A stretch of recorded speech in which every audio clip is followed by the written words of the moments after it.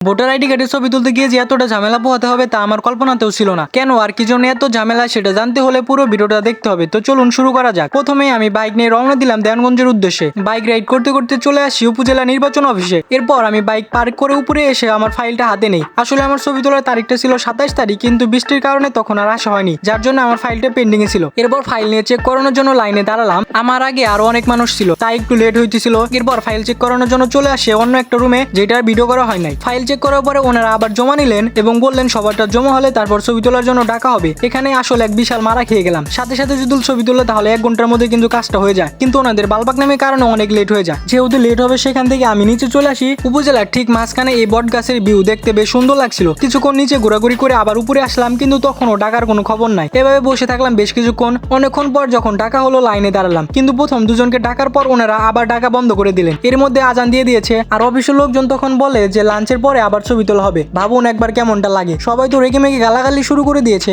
তো তার জন্য আমি সেখান থেকে চলে আসি এবং দুপুরে খাবার খেয়ে নিলাম, যেটা ভিডিও করা হয়নি। তারপর আমি সেখান থেকে চলে আসলাম থানামোড় নদীর সামনে। এখানে কিছুক্ষণ বসে ভিউটা এনজয় করলাম। গাছে ফুল ফুটেছে, দেখতেও দারুণ লাগছিল। মনটা একটু ফ্রেশ করে আবার অফিসের দিকে রওনা দিলাম। ফিরে এসে দেখি আবার লাইনে ভিড়। এবার আর আমি লাইনে না দাঁড়িয়ে সরাসরি ছবি তোলার রুমে ঢুকে পড়লাম। ছবি তোলার পর আমাকে এই ফর্মটা দিয়ে দিয়েছে, যেটা দিয়ে এনআইডি কার্ডের অনলাইন কপি বের করা যাবে। তখন বাজে বিকেল 3টা। যেখানে এই সামান্য ছবিটা তুলতে 1 ঘন্টার মধ্যে হয়ে যেত, সেইখানে 3টা বেজে গেছে। তাহলে ভাবুন কতটা ঝামেলা পোহাতে হয়েছে।